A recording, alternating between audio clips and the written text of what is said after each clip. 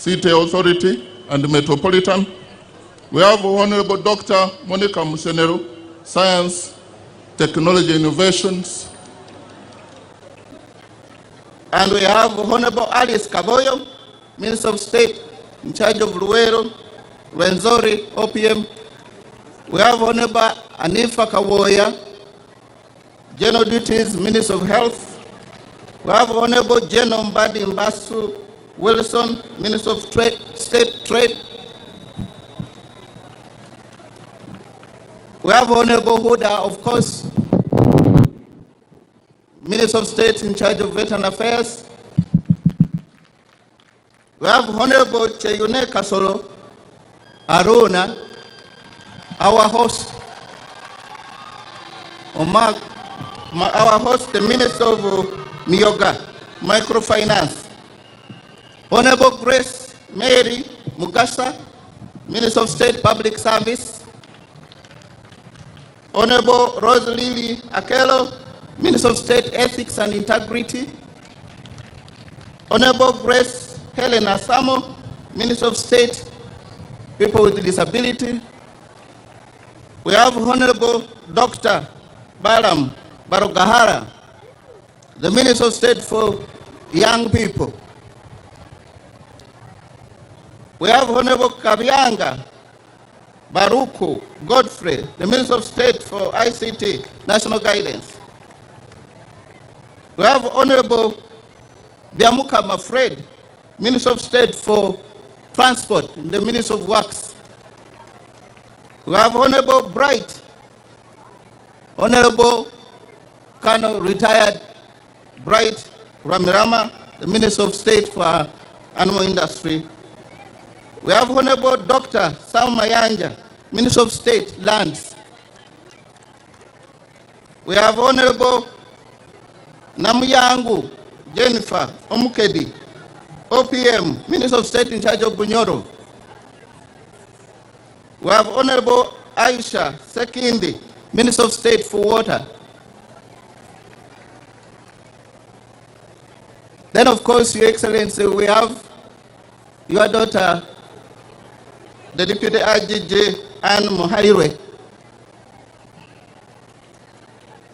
We have former leaders, the former Prime Minister, Right Honorable Kintu Musoke, with us here. We have Honorable Vincent Sempi Jabamurangachi, former Minister of Defense. Musaya Bamurangira Bwerere. We have the RDCs, and I want the RDCs, Your Excellency, to stand up again. They are this side. If possible, I want them to come out here. The RDCs and all the presidential advisors who are this side. The RDCs, RCCs, and their deputies.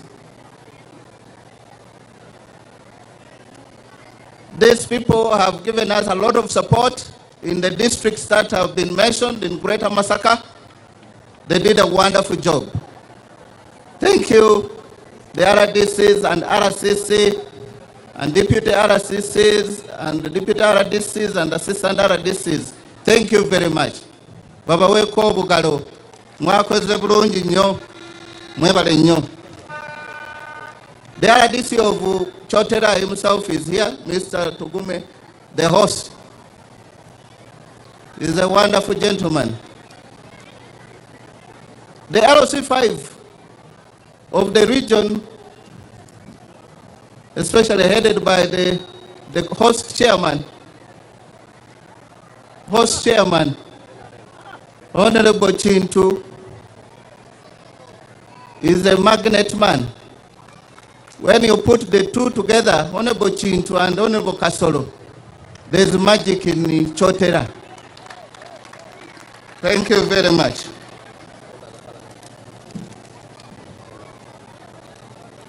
We have the members of Parliament, Honorable Colonel Dr. Nekesa Victoria, UPDF representative. We have Honorable Lieutenant Colonel Dr. Alanyo Jennifer, UPDF. We have Honorable James Kakoza, Iyala. We have Honorable Mary Begumisa, the woman representative of Zimbabwe. Honorable Mary, are you there? We have Honorable Dawudi Kabanda, the MP Kasambia Muvende. I've not seen him. We have Honorable Sentai Muhammad, MP Bukoto West, Ruengo. We have Honorable Semwanga Javira, MP Buyamba Rakai. We have Honorable Sise Namuju, MP Ruengo. Where is Honorable Sise? We have Honorable David Muhumuza, MP Chenjojo. We have Honorable Sechkubo Theodore, MP Remiyaga. He's a senior MP. He's the other side. And Your Excellency, he has participated in all events, including in the national launch, the regional, and here today. What a repentant man.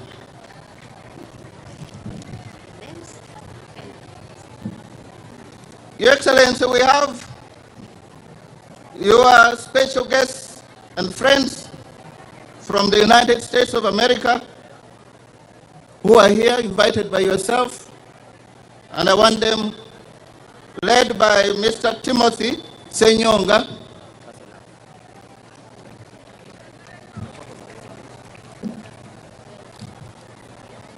Your Excellency, we have special guests from the Republic of Kenya. The delegation led by the party chairperson, the United Democratic Alliance, the ruling party of Kenya. The chairperson, Her Excellency Honorable Cecily Mbarire, party chairperson, and Governor Embo County. We have Senator Hassan Omar Hassan, the Senator and Party Secretary General and Member of Parliament, East Africa Legislative Assembly. We have Honorable Japhet Nyakundi, Party National Treasurer and Member of Parliament, Ketutu Chacha. We have Mr. Brian Mbugua, Deputy Executive Director, Director in charge of Elections and IT. We have Mr. Joseph Muliri, Director of Finance and Administration. We have Mr. Rob Giro, Director of Communications. We have Mr. Daniel Kipto, Director of Programs and Partnership. We have Ms. Grace Gichowi, Director of Events and Logistics. We have Mr. Kelvin Chitika, Manager IT.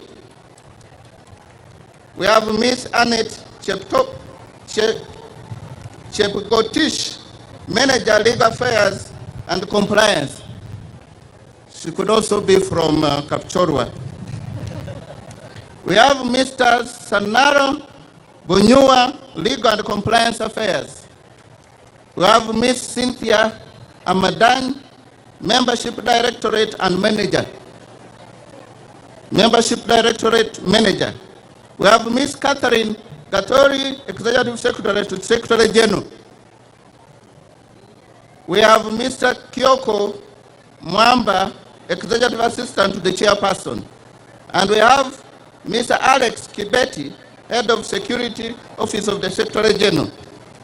We have, finally, Mr. John Maura, Communications Officer. Your Excellency, if it may please you, to grant a photo opportunity for our neighbors, the party leaders from our neighboring country.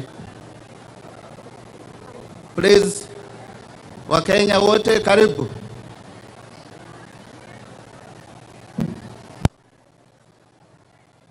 Put your hands together again. Make the Kenyan brothers and sisters welcome.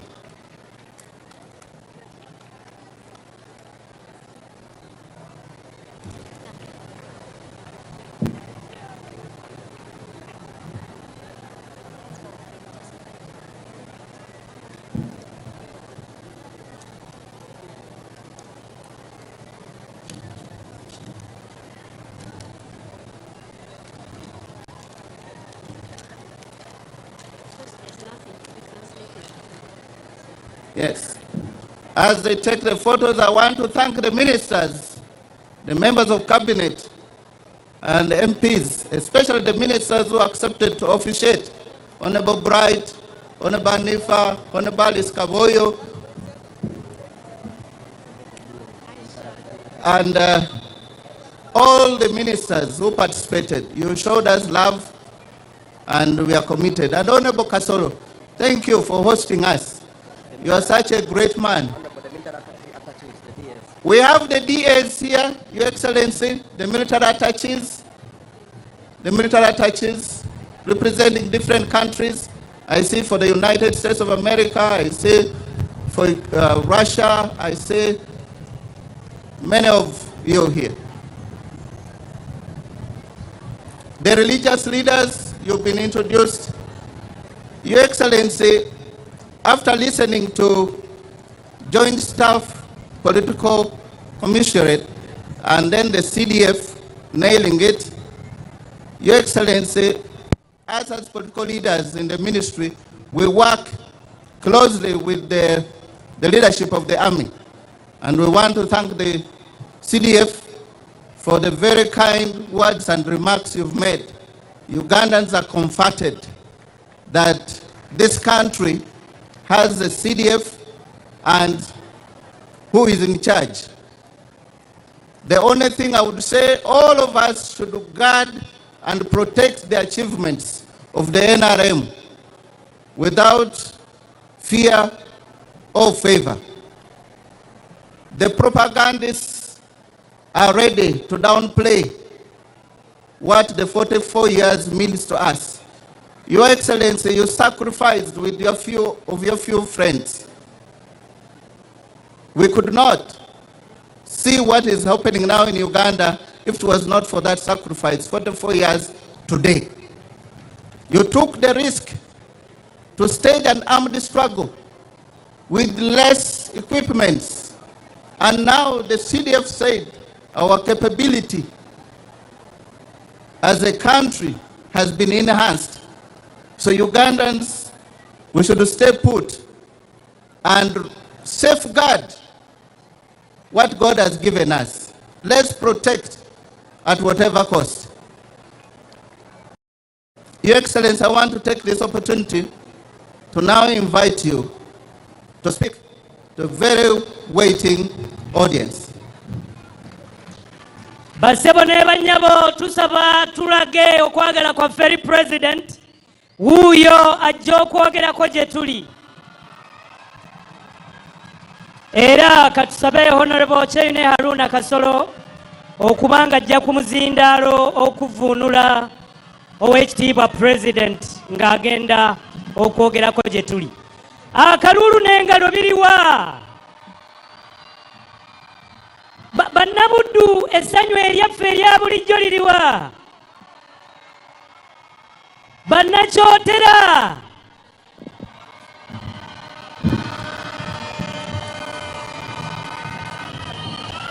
Kale abanabuddu n'abakooki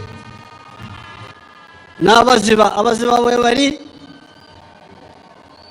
abaziba b'e Tanzania bwe bali, mwena abanabuddu, abakooki, abaziba, abasese, ab'omu Lukoola eri Sembabule, mwena mbalamusiza.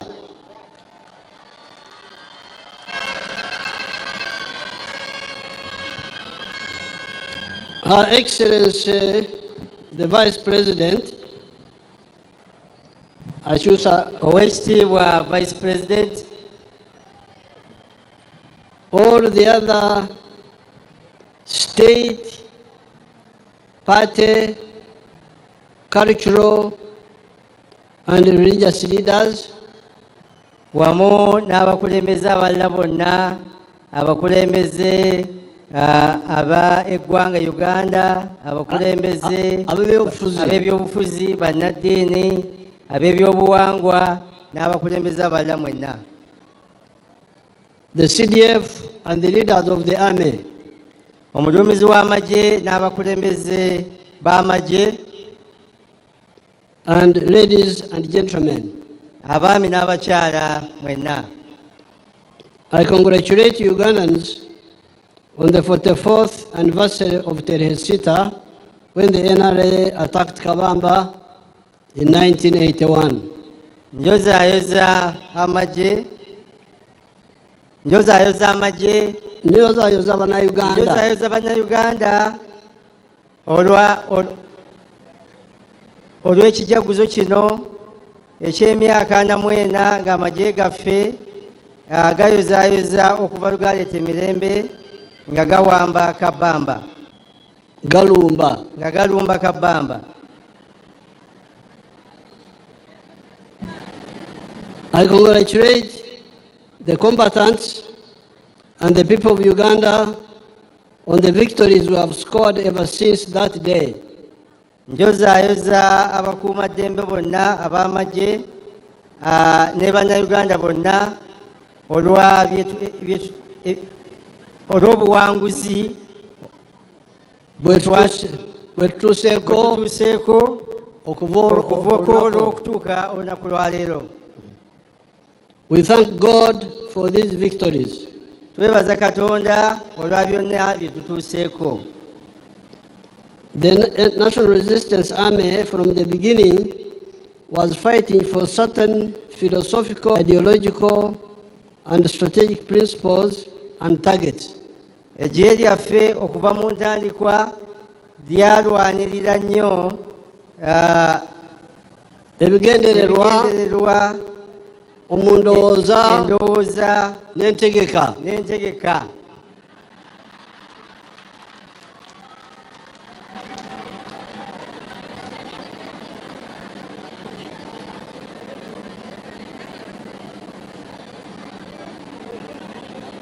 We have elaborated these points many times. Ensonga zonna nzize nga nzogerako mu bujjuvu bwazo, and we do not have time and space to repeat those points here. Era tetulina budde kuzinnyonnyola era kuziddamu mu kaseera ka leero. Suffice it to assert that our philosophical, ideological, and strategic stand kikulu nnyo okutegeera nti ensonga ezo zonna nga bwe tuze tuzinnyonnyolako has enabled Uganda to be peaceful all these years.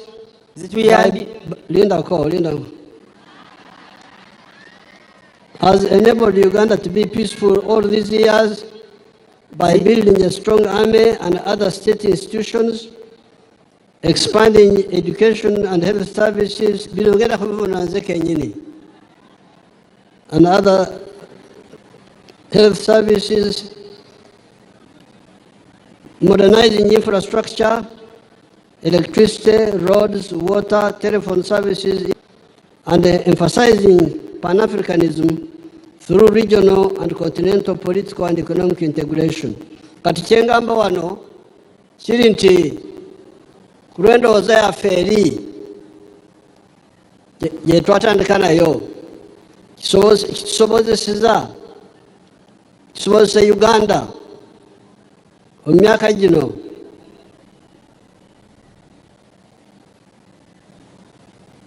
okulaba nti tuzimbye eggye ly'amaanyi n'ebitongole bya gavumenti ebirala ebimanyi ekyokukola,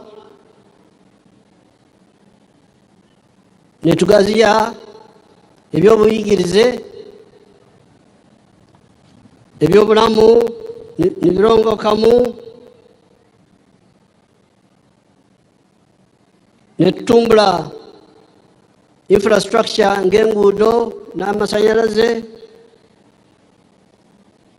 n'amasimu, ate ne tuleeta eddembe ly'omuntu okwogera kyayagala n'okusinza nga bw'ayagala.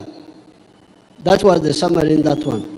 President mumukubire mu ngalo olw'ensonga ezo zonna ze tutuuseeko nga bw'azibambise mu kwogera kwe. But I need to apologize to the people of this area. This area we used to call it Kivumbiro, this area. Naye ntwala omukisa guno okwetondera abantu b'ekitundu kino. Ekitundu kino twakiyitanga Kibumbiro. Up to the Kajara River, which is in Tanzania. Okuva ekitundu kino kyonna okutuukira ddala Kajara River ekiri mu Tanzania.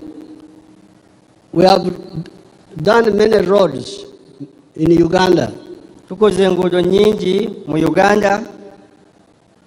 But the people in the planning ministry had made some mistakes.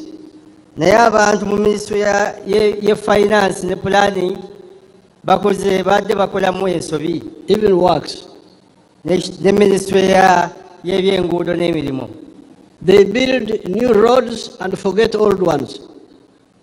Badde bazimba enguudo empya ne baba nga beerabira enkadde. Nga beerabira enguudo zaffe enkadde.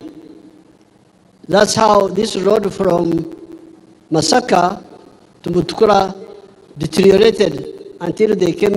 Ky'oba olaba nti oluguudo lwaffe okuva e Masaka okutuuka e Mutukula lwasebengerera mpaka lubazze okulukola nga lumaze okuggwa ku mpagala.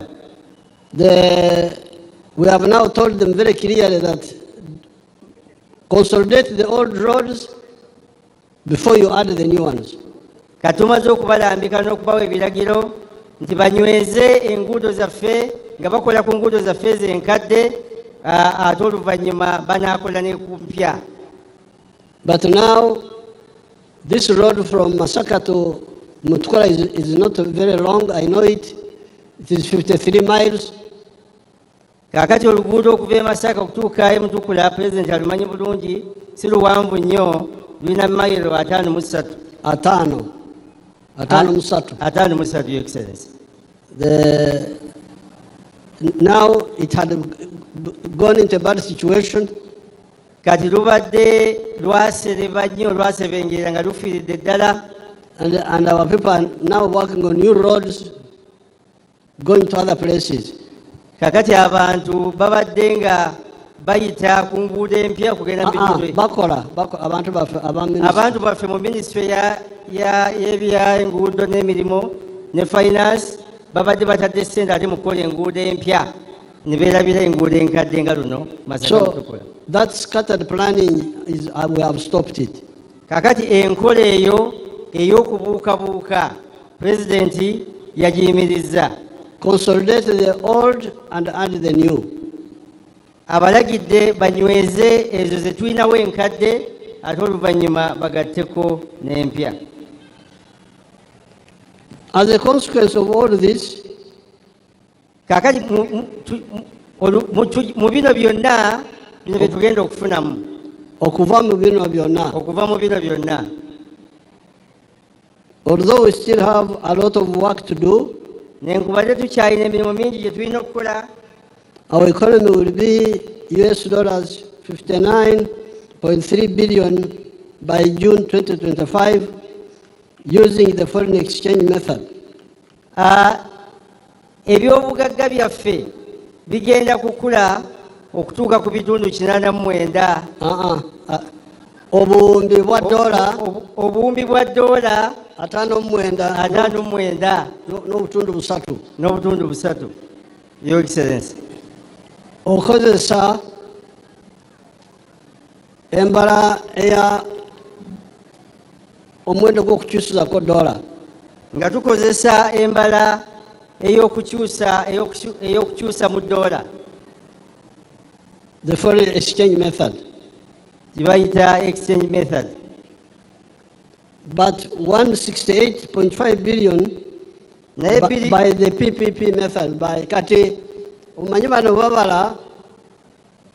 babala obugaga bw'ensi mu mirundi ebiri.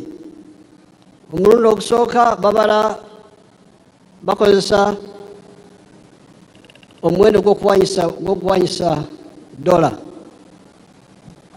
Kati awo ebyenfuna byammwe biri ku buwumbi 59 n'obutundu 3 okutuuka mu mwezi gwa June.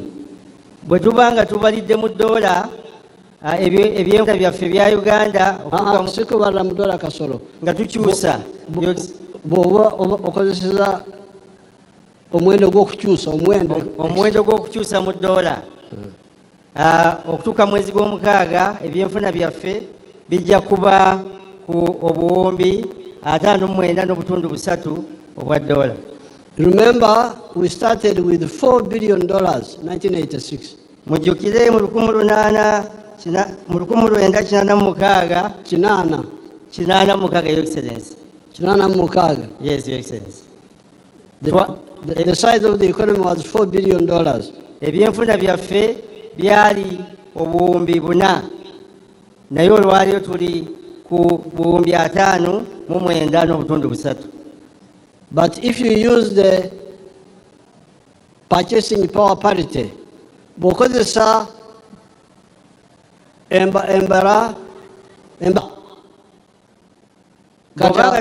bw'obanga tokozesa nkola eyekyusa mu dola n'okozesa embalirira, sente zino ze tufunye zisobola kugula bintu ki?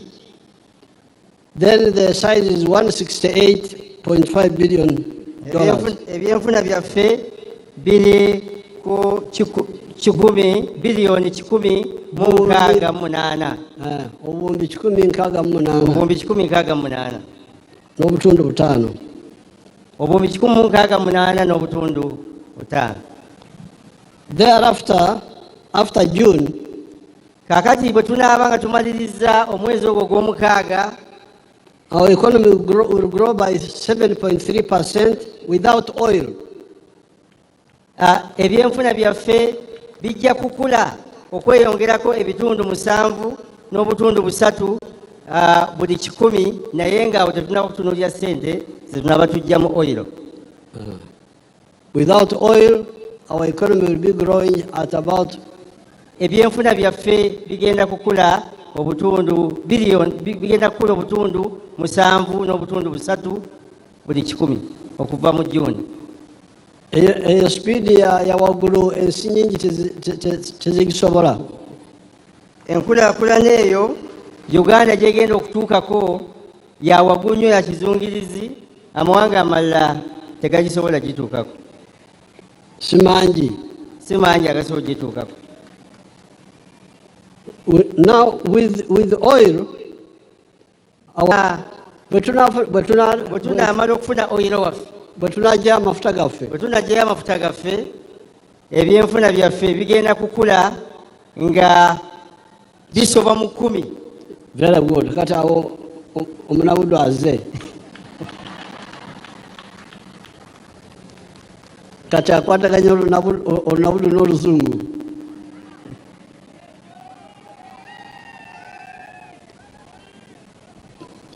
So with the oil, our economy will be growing more than 10%.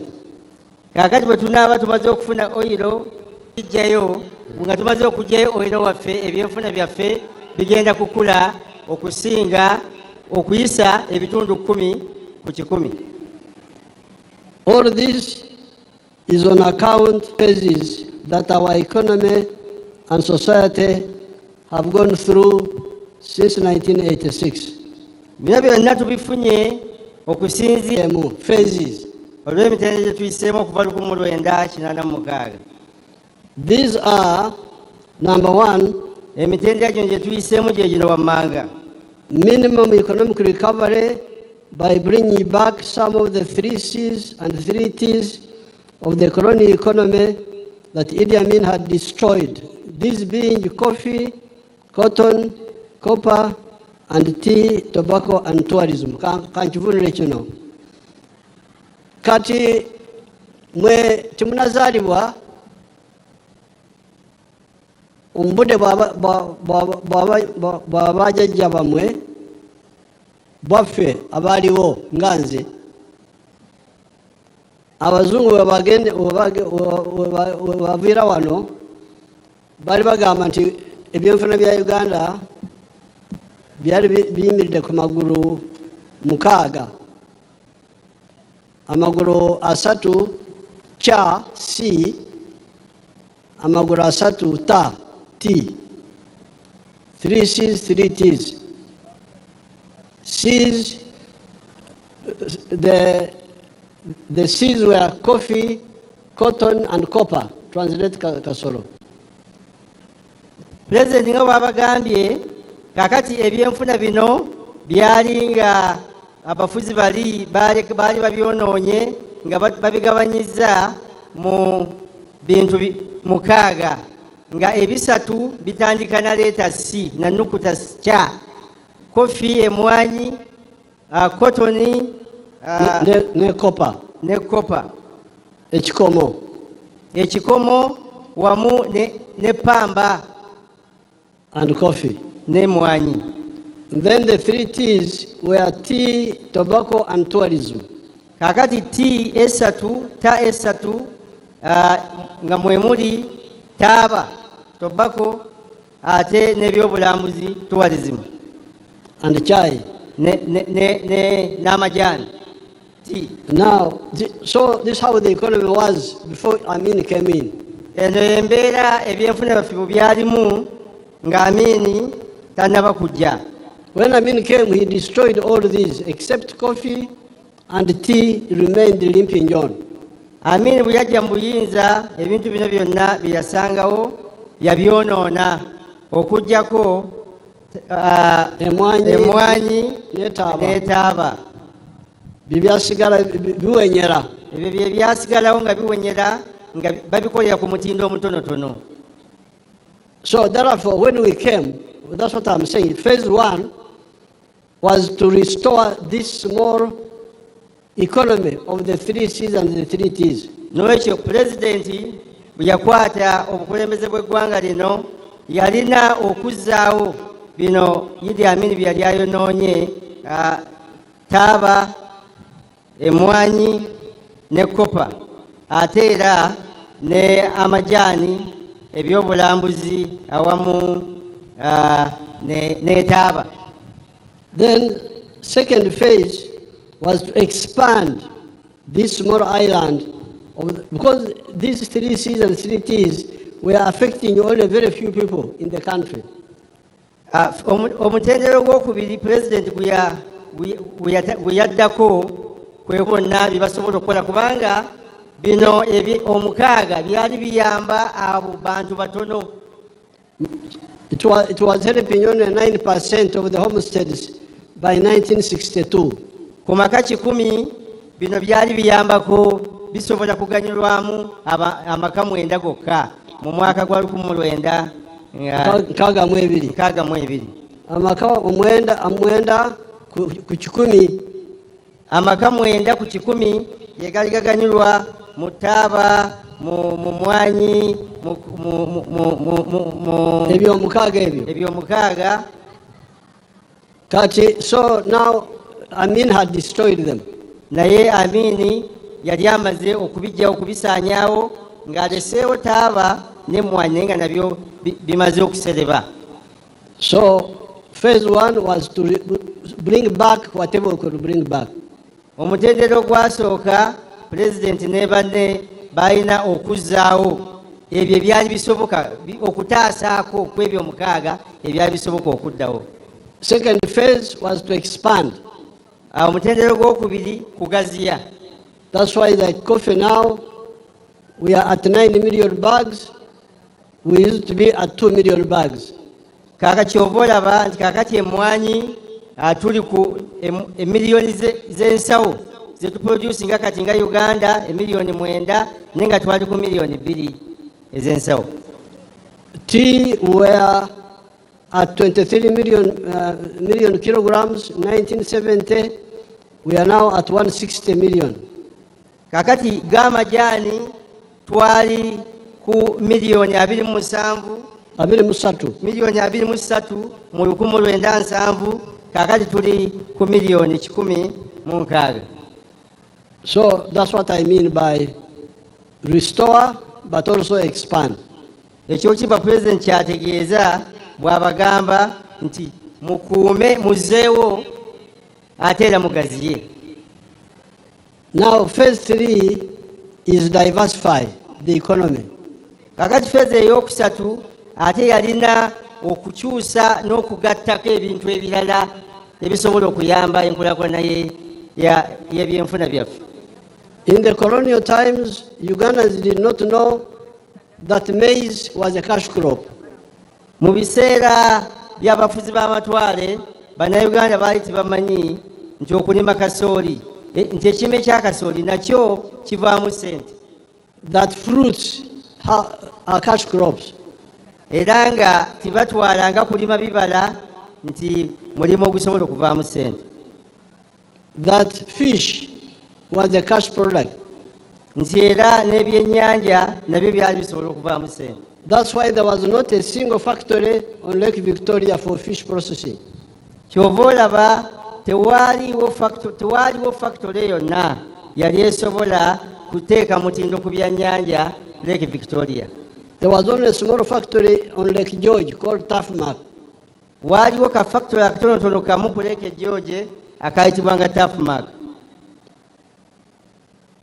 They did not know the Bararo, Abesembabule, Ntamatagamwe. They did not know that milk is a cash product. Abalaalo b'Essembabule ne Walayo Nalyantonde nawa baali tebamanyi nti amata nago gasobola okuvaamu ssente. So many bananas, owamu n'amatooke, beans, n'ebijanjaalo awamu n'enva endiirwa oba n'ebituyita ebivaavava, flowers, ebimuli nabyo bisobola okuvaamu ssente. So we have commercialized all these products. N'olwekyo bino byonna Oweekitiibwa Pulezidenti atugamba nti abifudde ebirime ebisobola okuvaamu ssente era nga bitundibwa nga byattunzi. You people here in Karangala, you know the palm oil. Mwe abantu wano abali wano ab'e Kalangala mumanyi ekinazi. So that was phase 3. Kati eyo phase yali yakusatu oba mutendera ogwokusatu. Now phase 4 omutendera ogwokuna is adding value. Kwe kussa omutindo oba okugattako omutindo kwebyo ate bye tubanga tukoze oba nga tulimye. We have been trying to wake you up. Oweekitiibwa Pulezidenti abadde agezaako okutuzuukusa from selling. The best example would be to sell amabide, to sell beer making bananas without making beer yourself. Oweekitiibwa Pulezidenti abadde agezaako okutuzuukusa tuve mu kutunda ebintu nga tetubigaseeko mutindo. Ekyokulabirako kyabawa abalima embidde muleme okutunda embidde nga temuzikamudde kuzijjamu mwenge. Temuli kibalo gwe alimya amabidde okugaguza omuntu omulala yaba asogola omubisi yaba akola omwenge ate yaba akola kali akawatira ddala kali akumwongerako. Oweekitiibwa Pulezidenti agambye tekikola makulu era tekiviiramu ddala ssente gwe okulima embidde zo ate n'oziguza oli n'agenda n'azisogolamu omwenge ate ye n'agenda oluusi n'agiramu ddala nakali kawalagi akatera okubatta. Kati abo bagamba nti oba olimye embidde zisogole ojjemu omwenge okole byonna ebyetaagisa ofune omugaso mu mabidde go. Ekyo mukiwulidde.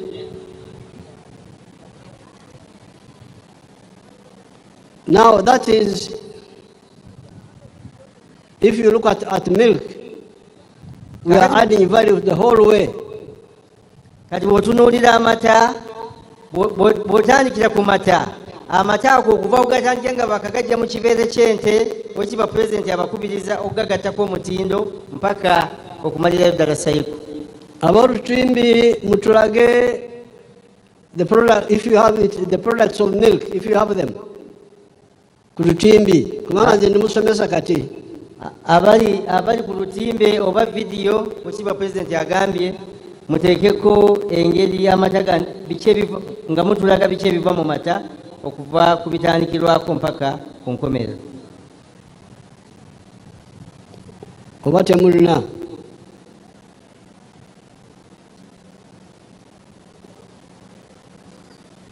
I want them to show the products of the milk, if they have them. Pulezidenti agambye ayagala abantu bano babalage ku lutimbe ebyo byonna ebiva mu mata nga bagongeddeko omutindo.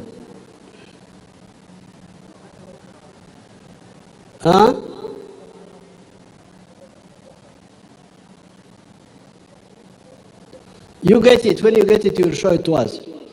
Kale mu kiseera kino bayinza okuba nti beetegese, pulezidenti abalagidde bakanoonye bakafune, bwe banaakafuna bajja kumutegeeza basobole okukabalaga. They can also show us the cotton and the products from cotton. Basobola n'okutulaga pamba n'ebyo byonna ebiva mu pamba. They can also show us the products from timber, if they have those factories. Basobola n'okutulaga ebyo ebiva mu mbaawo singa baba balina obutambi obwo. That is phase 4. Kati eyo phase ey'okuna ey'okugattako omutindo. Adding value. Kugattako omutindo. Now phase 5. Kakati omutendero gw'okutaano. We have entered the knowledge economy. Kakati omutendera guno gw'okutaano tuzze tuli mu kiseera ekya kompyuta ekya digito. Ebyenfuna ebiva mu magezi g'abasayansi. Ebyenfuna ebiva mu bakagezimunyu aba kompyuta abasayansi. You can see the Chira Motors. Show us Chira Motors if you have it. Abali ku ntimbe zino musobola okutulaga ebya Chira Motors ne tulaba Chira Motors bibakola. When you get them, show them to us. Bwe munaaba mwetesitesi bulungi mujja kubitulaga. The vaccines. Eddagala erigema endwadde ez'enjawulo. Our scientists have discovered the vaccine against ticks. Bannasayansi bazudde eddagala erisobola okugema ebisolo ne bitakwatibwa ne bitalumibwa nkwa. We are going to commission it very soon. Era ekkolero lino oba eddagala lino weekibwa pulezidenti agenda kulitongoza mu kiseera ekitali kyawala. This was by NARO, our NARO group. Okunoonyereza kuno n'okuvumbula kuno kwakolebwa ekitongole kyaffe ekya NARO ekya agriculture. But also some scientists. Naye nga beegattidde wamu ne bannasayansi abamu. No, separately. Ne bannasayansi abamu nabo bagezezzaako okukola ekintu kyekimu. Then our people in Busitama University kakati n'abantu baffe mu Busitama University have discovered a medicine which can cure corona. Nabo bavumbudde eddagala erisobola okuwonya obulwadde buno obwa COVID-19. Senyiga omukambwe. They can cure influenza. Era basobola bulungi eddagala eryo lisobola bulungi n'okuwonya senyiga ono ffe gwe twakazaako senyiga w'enkoko. And also other viruses. Ate era n'endwadde endala ezireetebwa obubuuka obutalabika bw'otasobola kulaba na maaso go. There is a group called Tarehe Herbal Medicine. I think these are from Barara. Waliyo ne group eyitibwa Tarehe Herbal Medicine ndoza bebakola Tarehe eri Mbarara. They have also discovered something similar. Nabo bakoze ekintu bavumbudde ekintu kyekimu. The people who took these medicines recovered 4 days earlier than those who were using other medicines. Abantu abakozesa eddagala lino baawona ennaku nnya ng'abakozeseza liri ezzungu bo tebannaba kuwona. Mu nnaku nnya bano baali bawonye. And now some of our friends were playing around with us. Mikwano gyaffe abamu baali bagezaako okulemesa enteekateeka eno. Wanted to build a laboratory where you can kill, because traditionally our medicines kill the viruses or the bacteria, what they call in vivo, in the human being. Oweekitiibwa President agambye waliwo abantu abaali bagezaako okugootaanya enteekateeka eno kubanga waliwo abantu baffe abaali baleese bavumbudde okuba nti waliwo obuwuka obusobola okutta endwadde. Omuntu abantu ne bawona naye bali abaweereza eddagala tebakebedde eddagala eryo likola litya. So we needed a lab to do that. So Oweekitiibwa President agamba kyali kyetaagisa okuteekawo ekkeberero okulaba nti tukutuuka ku kintu ekyo. What they call in vitro. Osooka n'otta obulwadde mu laboratory mu kacupa mu test tube n'olaba nti obuwuka bufudde, then eddagala n'olutwala mu muntu. You first kill the virus in the lab, then you go and check in the human beings. Now we Africans, because we have been using this medicine, we started the other way around. You kill the disease in the human being, then you go to the laboratory to check how it is killing when the disease is already dead. President atugambye nti kyali kyetaagisa okuteekawo laboratory nga obuwuka buno basooka ne babugezeseza mu bulwadde nga buli mu kacupa. Obuwuka ne butta obulwadde buli, bwe bumala okubutta ne balyoka babuteeka mu bantu. Obuwuka bwe babuteeka mu bantu ne buba nga busobola okulwanyisa obulwadde. Ffe Bannayuganda kye tubaddeko, tubadde ate tutta bulwadde okusinga okutta obuwuka. Omala kutta bulwadde ate n'olyoka ogenda mu laboratory bakkebere. Kubanga abantu baffe, our people have been using these drugs without scientific analysis, but they have been working.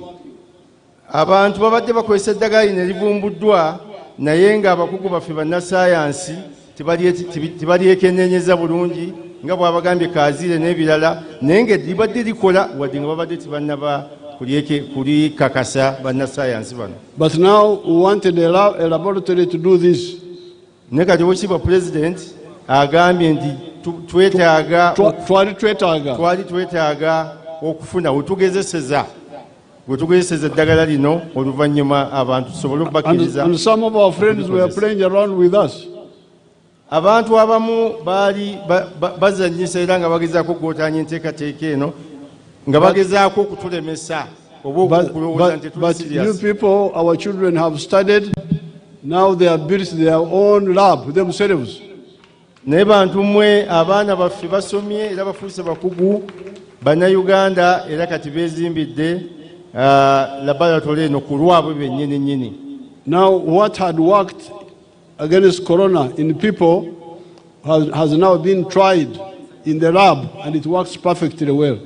Kaakati eddagala libavumbula abantu baffe era ne liwonya abantu baffe abaali balwadde ssenyiga ono omukambwe nga terikebereddwa. Kaakati bannassaayansi era abakugu balitutte mu kkeberero ne baligezesa era balabidde eddala ng'eddagala lino lya mutindo batuzimbidde ekkeberero era batuzimbidde ekkeberero abaana abaffe yes your excellency era ngenda kubawa omudaali era abaana baffe pulezidenti agenda bawa omudaali olw'enkulaakulana eyo gye batuusizaako wano mu uganda n'akasiimo akamatiza era agenda kubasikako naye mu ngalo abawa akasiimo okusiima ogwo omulimu gwe bakoze era bannasayansi bange bonna abavumbudde ebintu ngenda kubawa akasiimo buli munnasayansi alinako kyavumbudde era nekikakasibwa ajja kufuna akasiimo okuva pulezidenti ngenda kusaba olukusa maama nemuhoozi n'abaana bakkirize ntunde ku nte zange mbawa akasiimo agenda kusaba maama Janet Museveni awamu ne Jeno Muhoozi n'abaana abalala bamukkirize atundeko ku nte za famire afunemu akasente asobole okuwa abantu bano akasiimo mu mbeera y'okubasiima. So we must congratulate our people. So n'olwekyo tuteekeddwa okuyozaayoza abantu baffe. Our university people and some factories are now manufacturing most of the diagnostics we need. Abantu baffe abali mu matendekero ag'enjawulo ne mu factories ez'enjawulo bakoze eddagala erisobola okuwonya endwadde ezisinga obungi. Okukebera. Bakoze eddagala erisobola okukebera endwadde ezitutawaanya. We are self-sufficient in sanitizers. Sanitizers. Era gali amadagala ag'okutta obuwuka ku ngalo, ku meeza,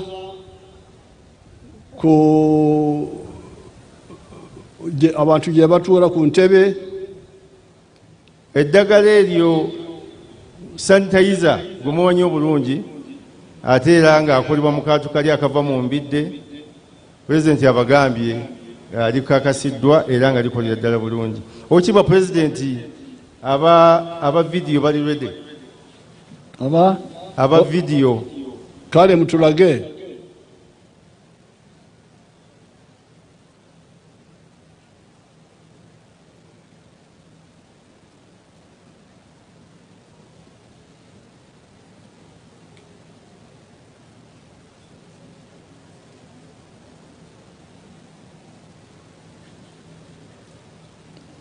Birabika bulungi oba nyizi? Okay, katuule.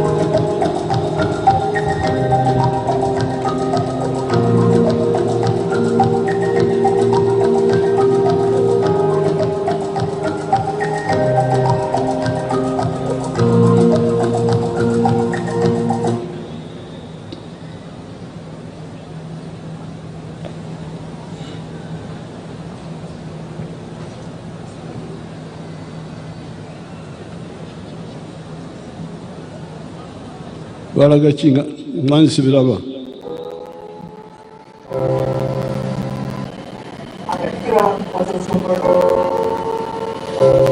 Okay, Chira Motors. Okay.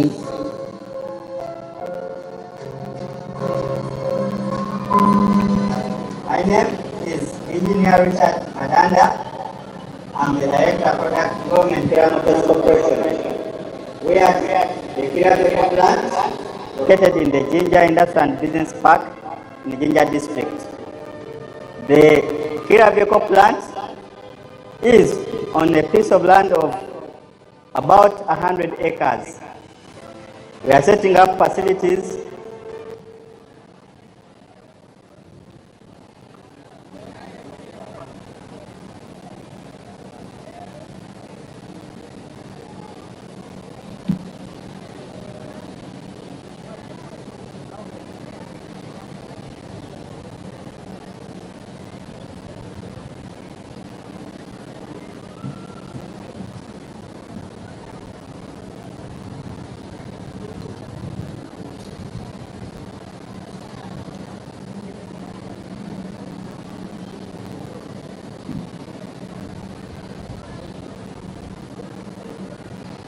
kati mwe abanabuddu muli eno mukwata seenene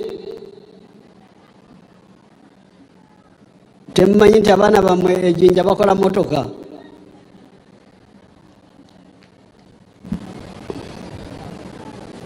Mwe mukyali ku byanseenene byokka. Kale banaabalaga. So the face masks, gloves, all are being manufactured here.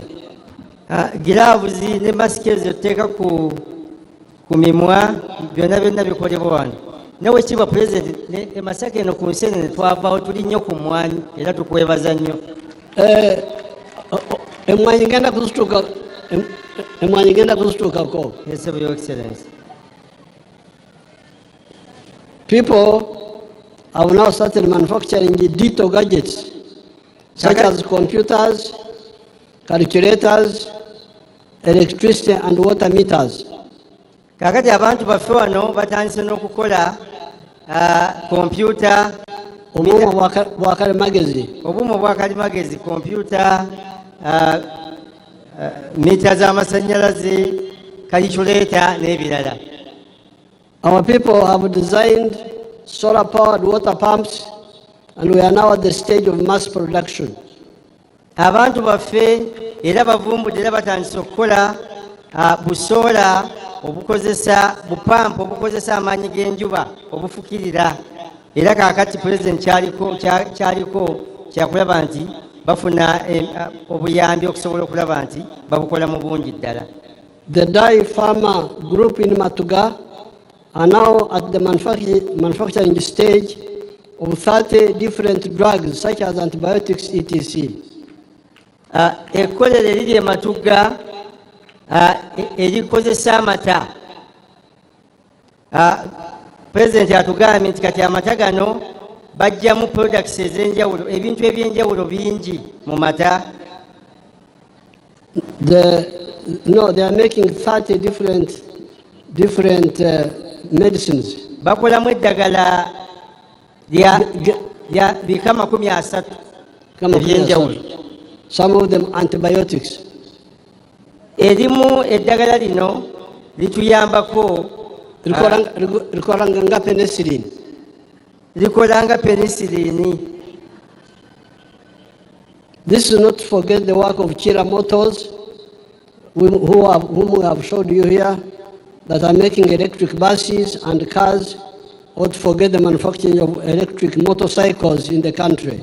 Tetwerabidde abakira Motors abakola emmotoka zino z'abalaze ezikozesa amaanyi ga waya z'amasannyalaze okutambula nga tezikozesa mafuta.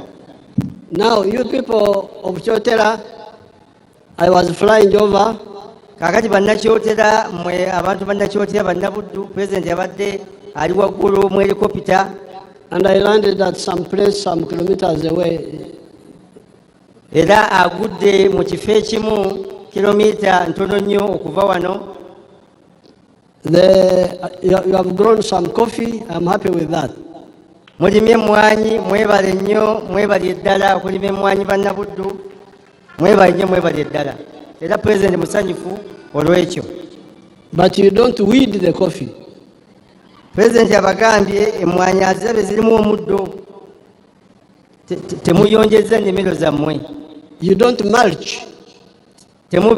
Temubika mwanyi zammwe, temubika nnimiro zammwe.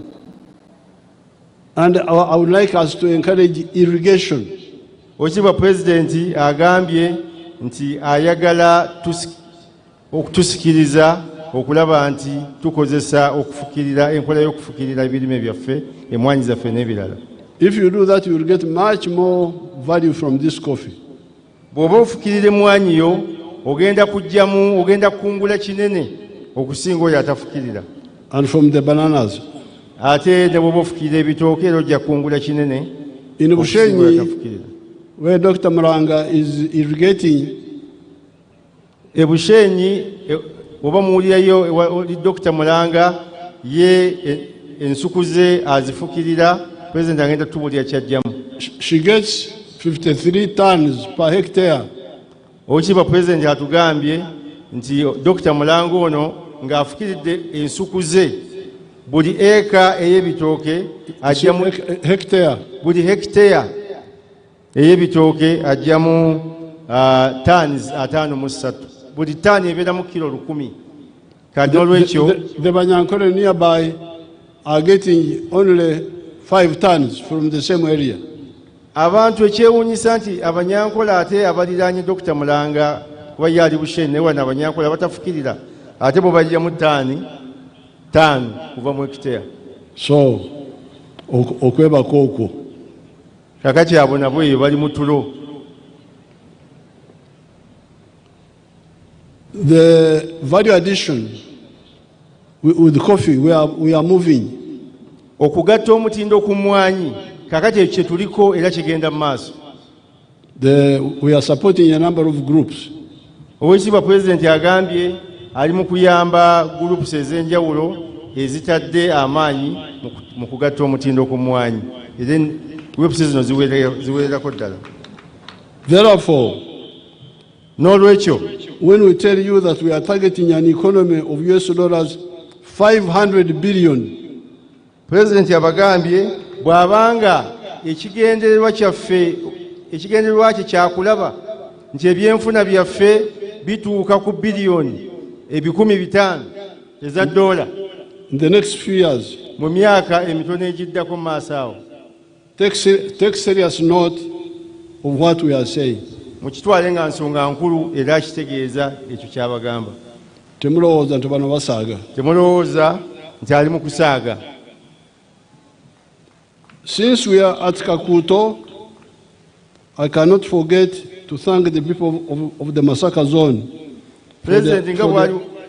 for their support for our liberation in 1972, 1979, 1985-86. Pulezidenti agambye nga bwali waneka kugenda kwerabira era tayinza butoogera na butasiima ku bantu bonna abagweta Masaka olw'obuyambi bwonna bwe mwawaayo okubayambako bubaali mu kaweefube w'okununula eggwanga lino mu 1972, mu 1979, mu 1982 ne mu 1985. Big and historic battles were fought here. Entalo ennene nnyingi nnyo ez'ebyafaayo ezalwanibwa wano. I thank you for your support. Oweekitiibwa Pulezidenti abeebaza nnyo bannagweta Masaka olw'obuyambi bwonna bumwabakwatirako. Besides, Kakuto is near the border of the brother country of Tanzania. Kakati Kakuto ng'oggyeko Kakuto okubeera naye era Kakuto eriraanye border ne Tanzania. Under the leadership of Mwalimu, Tanzania stood with us in 1972, 1979, and 1985. Nga bali wansi w'obukulembeze bwa Mwalimu Nyerere. Mwalimu Nyerere yayimirira n'amagye gaffe, yayimirira ne struggle mu mwaka gwa 1972, 1979 ne 1985 nga Oweekitiibwa Mwalimu Nyerere ayambako abanoonyezi baffe abatunulula mu mikono gy'abagajambuzi. Era waliwo enkambi wano zaali za UPC za Obote. Kasanje, waliwo kyewete Kasanje, Bigada kirirudawa. Kiri Kakuto, Your Excellency.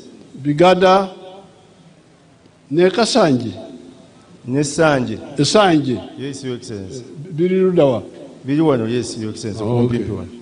Kakuto. I salute the memory of Mwalimu and the solidarity of our Tanzanian brothers and sisters.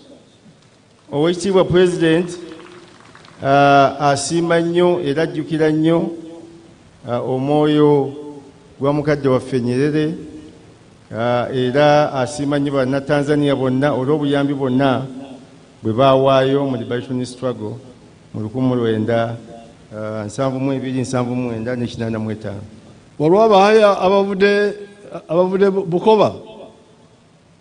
Abahaya President abamu era be bano abatudde wano bawona bokalemba bano abava enekakuuta abasinga baziba baziba ne Bishop Sechewa ali wano ku by'emmwanyi nnyo naye bwe batyo. kale. Yes, Your Excellency. Finally, Oweekitiibwa President ng'amaliriza, I salute the people of Masaka zone.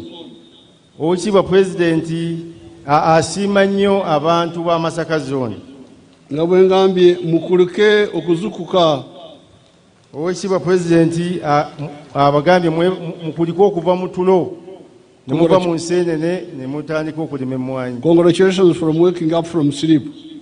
Oweekitiibwa President abakulisa era abayozaayoza okuva mu kwebaka mu kulambaala. The area is moving forward via the commercialization of coffee, palm oil and milk. Ekitundu kyaffe ekyagweta Masaka kigenda mu maaso nga wansi nga tulima emmwanyi ku sikeere ennene w'amata ate era n'ebinazi ekalangala. Ate era Oweekitiibwa President era nga bwe walagira nawadde ensango bbe era Oweekitiibwa President twatandise okulima ebinazi. Add irrigation to your efforts and the sky will be the limit. Agambye ebyo byonna bye mukola mugatteko okufukirira ku birime byammwe mujja kufunamu ekisingirawo ddala. In the Katonga floodplain, we can do a lot of fish farming. Kakati Katonga amazzi ago ge mulaba abantu baffe basobola bulungi okulimiramu ebyennyanja. This rice I see there, I don't think it's a good idea. Oweekitiibwa President omuceere gwalaba awo naddala oguli awo mu Lwera alowooza si kirowoozo kirungi. We shall talk about it. Oweekitiibwa President ekyo ajja kukyogerako. I end this short speech Oweekitiibwa President amaliriza speech eno by assuring the people of Uganda, as General Moses has assured you, that the UPDF has all the capacity to protect you, supported by us protecting your property. Oweekitiibwa President abagambye era abakakasa nti nga General Muhoozi CDF w'amagye gaffe nga bw'abakakasizza eggye lya Uganda eggye lyaffe lirina obusobozi okutukuuma n'ebintu byaffe naye nga nammwe era mukolera wamu nabo. Thanks for all the support you have given the struggle. Mwebale nnyo byonna bye mwawa struggle yaffe. Katonda abakuume. Thank you, Your Excellency. Thank you, Honorable Kasoro. Your Excellency, I request to invite you for the book launch, a book entitled The Best Army Does Not Wear Kits. Oweekitiibwa President tukusaba otongoze ekitabo. So I invite Dr. Pio Lawyer, the ekitabo kino ekyawandiikibwa mutabani waffe Munnayuganda Dr. Opio Oloya. Your Excellency, the book, I could summarize it this way. Oweekitiibwa President, ekitabo kino tuyinza kukifunza tuti. Dr. Oloya says, Dr. Oloya mu bigambo bye agamba bw'ati.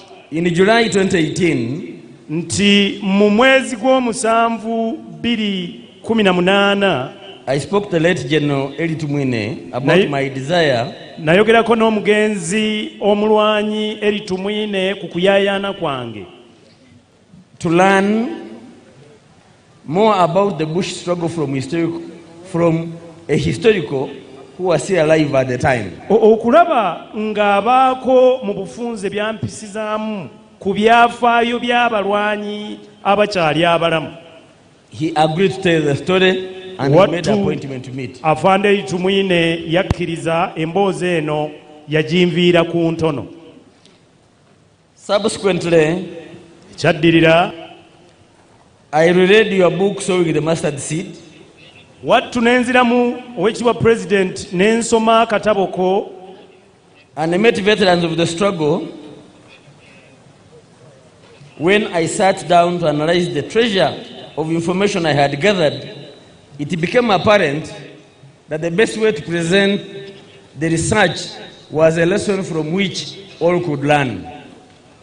Oekitiibwa President, okuva mu katabo kaako Mustard Seed oba ensigo ya kalidaali, wattu najja mu bingi ebinnyambye okuba nga mpandiika mu kitabo ekyo ky'otongoza. The 10 lessons of the success of the NRA and the subsequent transformation into the UPDF offers endless possibilities anywhere across the world. Tujja kubifunza lumu. The lessons are beneficial to any form of startup, a student starting a senior secondary, a young entrepreneur thinking about business, big corporation planning on expansion. All could learn from them. I will not go over all the lessons, but we will mention a few. And Your Excellency, I invite people to access that book. A few copies have been distributed around. They can read for themselves and benefit from Dr. Opioloya's collection. Basebo ne bannyabo, ebikulu ku katabo ako ekisinga oyina kukagula n'okasoma kali mu kuyitayo eyo. Baada DC ne baada CC kirasi monitor wammwe Dean Mama Justin Mbabazi labanga baada DC batwala katabo ako.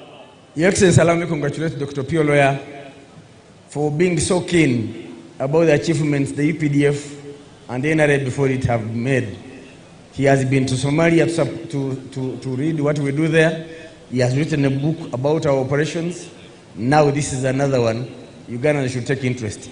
Oekitiibwa President Kiriza twebaze Dr. Opioloya ku lw'okugoberera entambula ya Uganda n'agendako ne Somalia eyo mu ddwaniro okulaba biki UPDF byekolayo ate nadda n'abituteera mu buwandiike. Mwe bannaffe abatudde wano mukimanyi nti kyatuwandiikibwako Abafirika nti oba olina kyoyagala okutukweka kiteeke mu kitabo. Kale nno okwewala ekyo Dr. Opioloya atulengeza biki ebikolebwa era biki ebituli mu maaso gye tulaga okusinziira ku UPDF gye tujje weeri nawa wetulaga. Congratulations, Dr. Opioloya. Dr. Opioloya tukozaayoza okuwandiika si kwangu.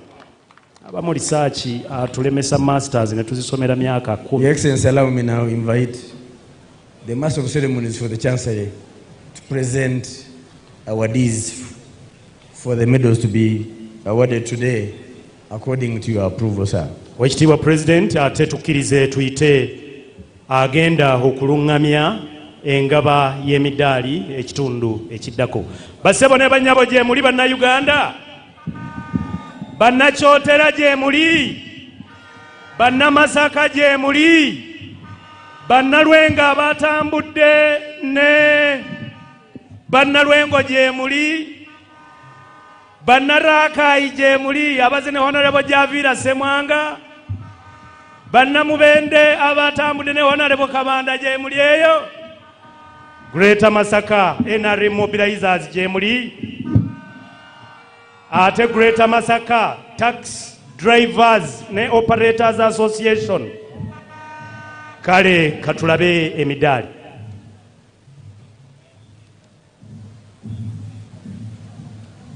Your Excellency, the President of the Republic of Uganda and Commander-in-Chief of the Uganda People's Defense Forces, General Retired Yoweri Kaguta Museveni, the First Lady, Ma'am Janet Kata Museveni, who doubles as the Minister for Education and Sports, Her Excellency, the Vice President of the Republic of Uganda, Major Retired Jessica Rose Alupo Epel, the Vice Chairman of the ruling National Resistance Movement, Right Honorable Alhaj Moses Chigongo, the Secretary General of the National Resistance Movement, Honorable Richard Todwong, His Lordship, the Chief Justice Emeritus Stephen Kavuma, Right Honorable Prime Minister Emeritus Chintu Musoke, Honorable Cabinet Ministers and Ministers of State here present, Honorable Members of Parliament here present, Their Excellencies, the Ambassadors and High Commissioners here present, the Chief of Defense Forces, Uganda People's Defense Forces, General Muhoozi Kainerugaba, and his Deputy Lieutenant General Samuel Okiding, Sister Securities Chiefs, General Officers here present, Senior Officers here present, traditional leaders here present, distinguished ladies and gentlemen, good afternoon.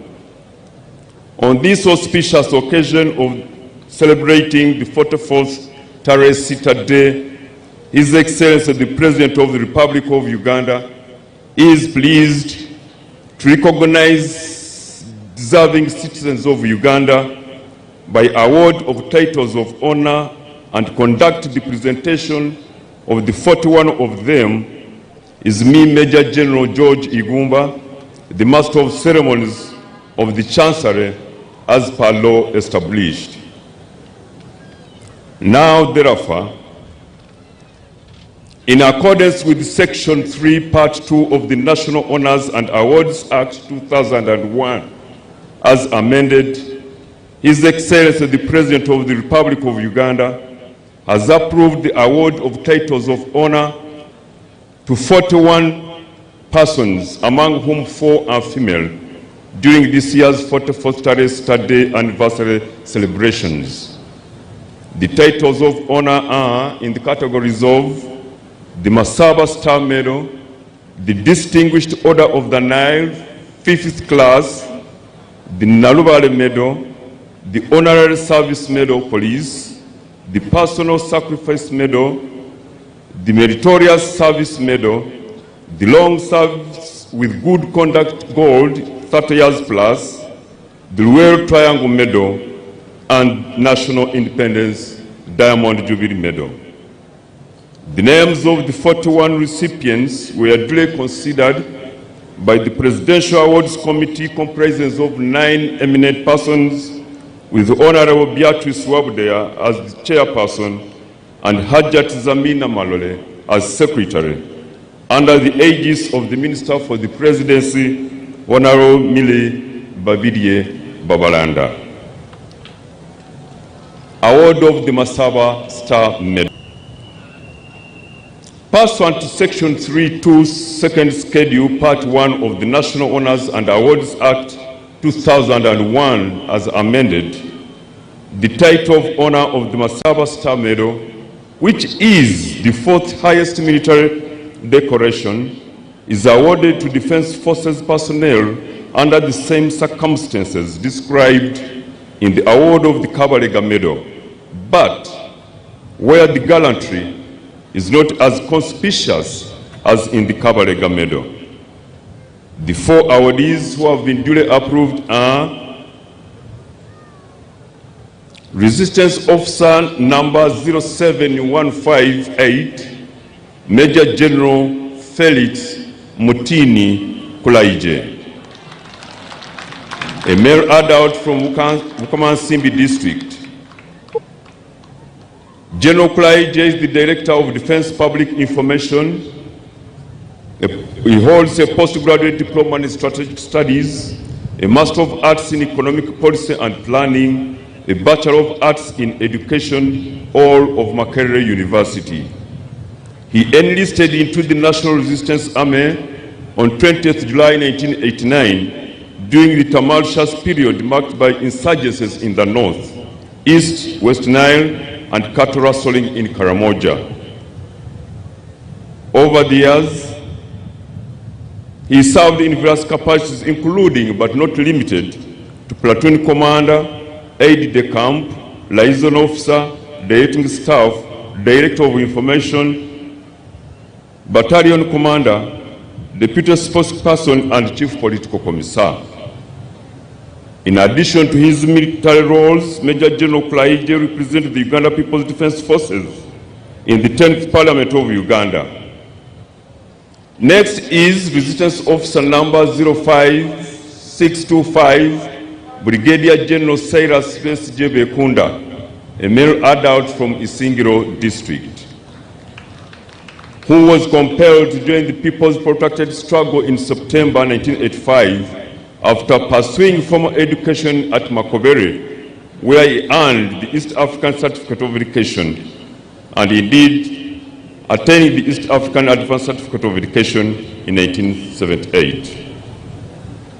He has held several notable positions throughout his career, including Division Commander, Rong, Division Engineer, military courses, including Officer Cadet, Peacekeeping, military courses, including Officer Cadet, Peacekeeping, Military Police Level 1, and Battery Commanders course at Kalama, among others. Next is Resistance Officer number 07832, Colonel Richard Koni Wakainja, a male adult from Bujiri district. He is the commander of the 14th Combat Engineers Brigade. He enlisted into the Uganda People's Defense Forces on 27th November 1985. Colonel Wakainja's leadership and commitment to engineering solutions in challenging environments have earned him recognition as a pillar of resilience. Award of the Distinguished Order of the Nile Medal.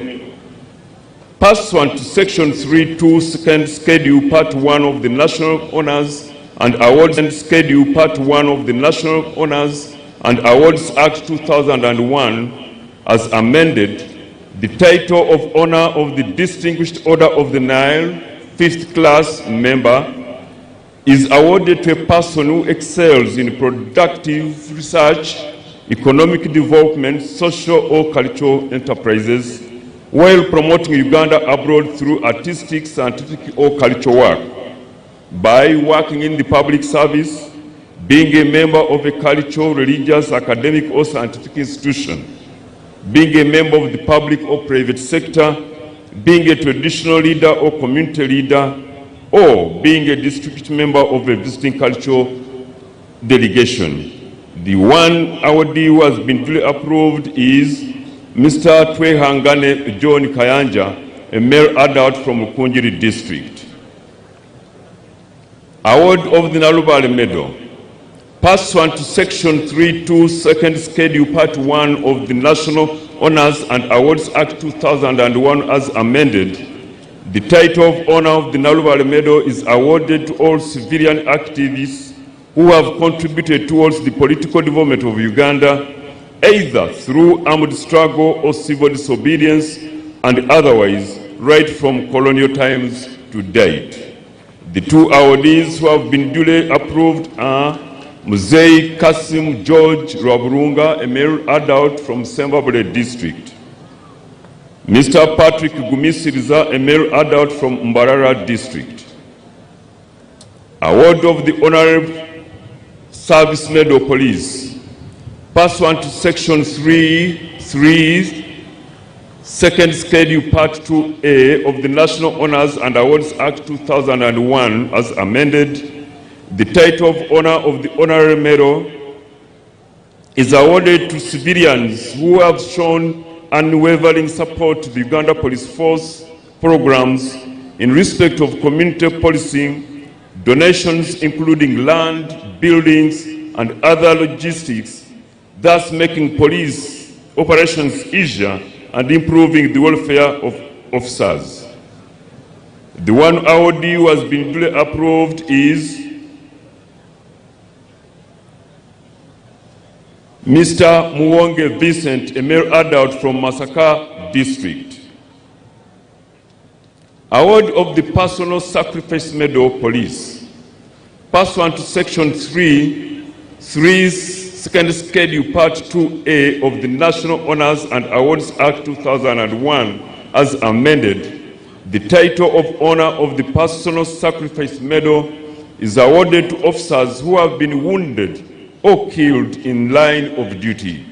It may be awarded posthumously. The one awardee who has been duly approved is none other than number 59479, Police Constable Tonjaire Eunice, a female adult from Kabale District. Next is award of the Meritorious Service Medal Police.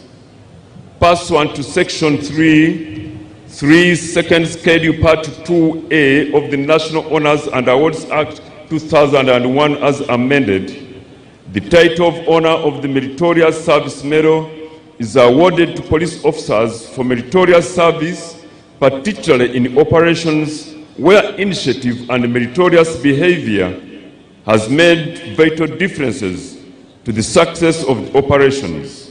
It is also awarded for acts of endurance and dedication. The two awardees who have been duly approved are number A/1255, Assistant Superintendent of Police Ada Jimmy Francis, a male adult from Arua District. Number 52203, Corporal Tabu CB Jimmy, a male adult from Gulu District. And now the award of the Long Service with Good Conduct Gold 30 Years Plus Police Medal. Pursuant to Section 3, Second Schedule Part 2A of the National Honors and Awards Act 2001 as amended, the title of honor of the Long Service with Good Conduct Gold 30 Years Plus is awarded to officers with long service years with a clean and uninterrupted service to the force. The two awardees who have been duly approved are number O/1937, Commissioner of Police Olwenyi Amos, a male adult from Tororo District. Next is number 1163, Assistant Superintendent of Police Namukombe Justin, a female adult from Jinja District. Now, award of the Luelo Triangle Medal.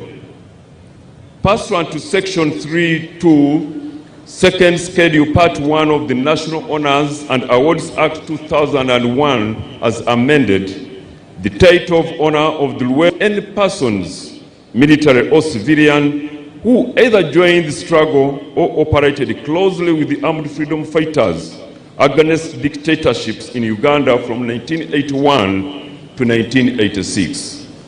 The four awardees who have been duly approved are Resistance Officer number 00194, Major Vincent Mutebi Katera.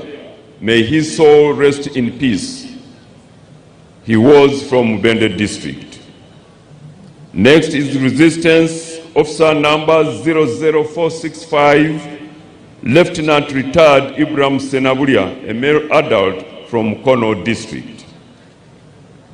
Next is Resistance Officer number 02968, Lieutenant Deo Usubuga Kizito. May his soul rest in peace. He was from Chotera District. Next is Resistance Officer number 02828, Lieutenant Godfrey Musisi Kakumba. May his soul rest in peace. He was from Kayunga District. Now, the award of the National Independence Diamond Jubilee Medal District. He enlisted into Uganda People's Defense Force District. He enlisted into Uganda People's Defense Forces on 8th November 2001 and completed the officer cadet course at the Jinja Military Academy in 2002. Next is Resistance Officer number 10675, Lieutenant Colonel Dr. Lawrence Basaliza, a male adult from Bende District. Next is Resistance Officer number 10685, Lieutenant Colonel Peter Seku Kidemuka, a male adult from Tewo District. He is the second in command of the Uganda People's Defense Forces Engineers Brigade. He joined the Uganda People's Defense Forces on 28 November 1996.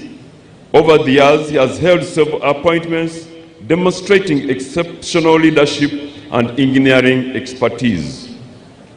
Next is Resistance Officer number 11709, Lieutenant Colonel Robert Namdongo Chabo, a male adult from Torod District. He is the commanding officer of 163 Construction Battalion. He enlisted into the Uganda People's Defense Forces on 23rd February 2008.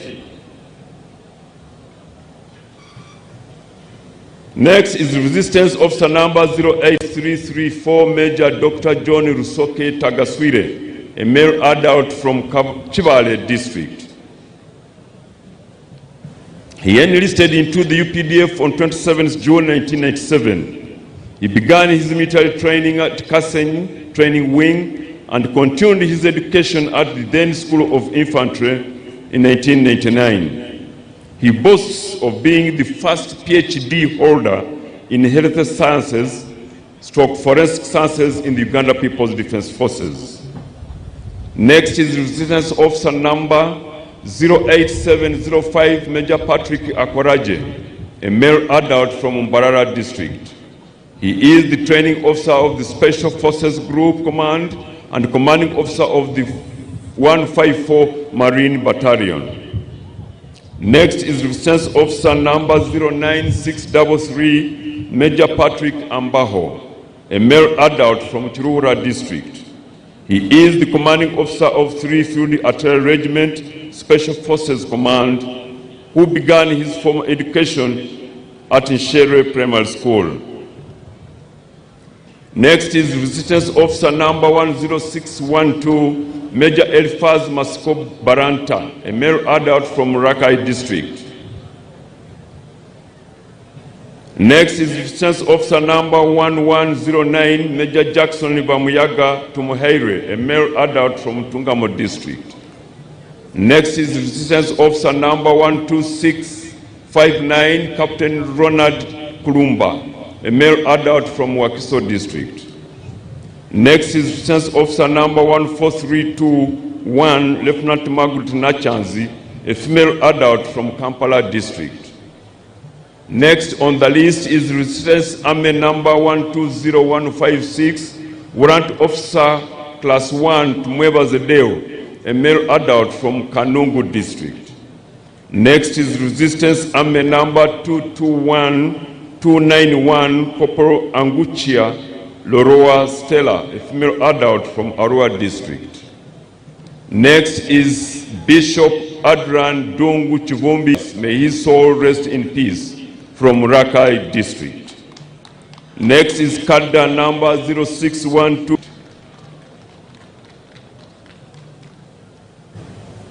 Number M/1884, Inspector of Police Malav Peter, a male adult from Jinja District. Mr. Vincent Oluka, Senior. Mr. Charles Moses Ireget, Principal. Mr. Stephen Oluka Onanya. Mr. Bombiria Fred, Principal Officer 2, male adult from Wakiso District. Your Excellency, that marks the end of my presentation. I thank you for your kind attention and indeed patience for God and my country. Thank you very much, Major General George Igumba. Your Excellency, I would like to thank you for the medal. I indeed feel elated, and actually my children are in attendance. They are here to witness that. Nga omwagazi w'amaka n'ekitiibwa kyago Afande Kraije omugole yeebazizza nnyo ow'ekitiibwa President olw'omudaali gwafunye era n'amutegeeza nti mazima n'abaana bange taata weebali wano abazadde abali wano mwali mwebazizzaako olw'ekyo. Your Excellency, that marks the end of this year's